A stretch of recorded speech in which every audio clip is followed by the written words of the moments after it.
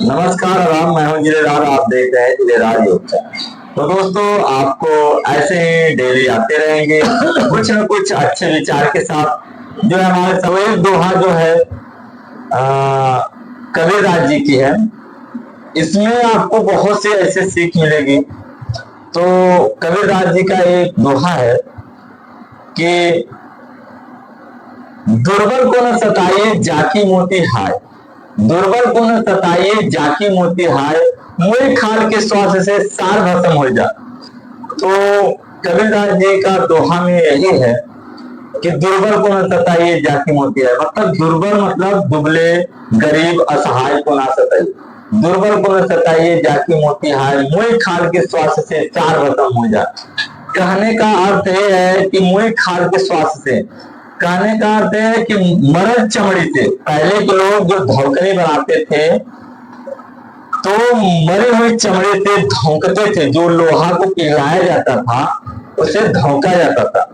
तो मुई खाल के श्वास से सार भस्म हो जाए। श्वास मतलब हवा से, सार भस्म, सार में होता है लोहा, लोहा भस्म हो जाता है। तो कहने का अर्थ कहीं ना कहीं ये छुपा है कि मरने की मरल चमड़े से के श्वास से, हवा से जब लोहा इतना कठोर भस्म हो जाता है तो वो आदमी जिंदा है, जीवित है। तो कहीं ना कहीं उसका आह लगेगा, उसका बदुआ लगेगा। तो आप तो क्या होंगे, कहाँ जाएंगे, वो परमात्मा भी नहीं जानते। तो आपका यही कहना, मेरा यही कहना है कि आप किसी गरीब असहाय का बदुआ ना ले, जिससे कि आप जो है कि पीड़ित हो सके या गरीब हो जाए, जो है तकलीफ में आप रहे।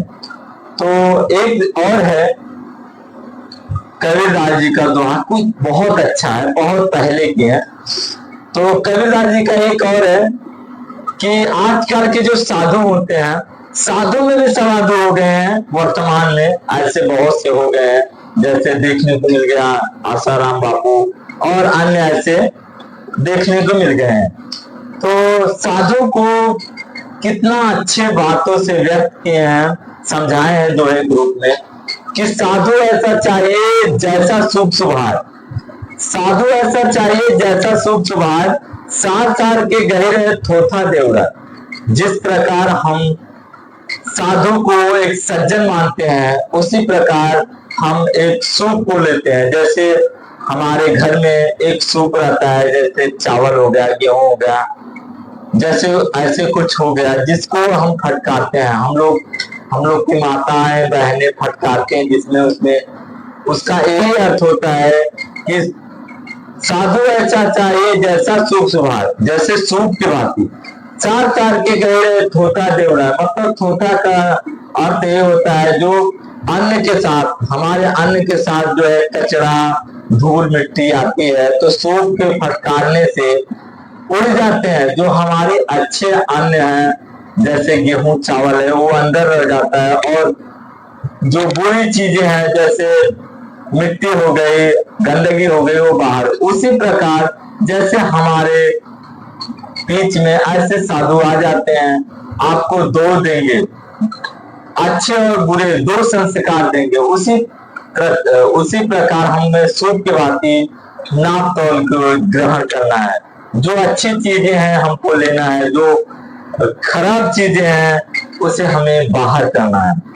तो क्या सुंदर विचार रहा होगा कबीरदास जी का, क्या अच्छे विचार के साथ दोहे बनाए हैं।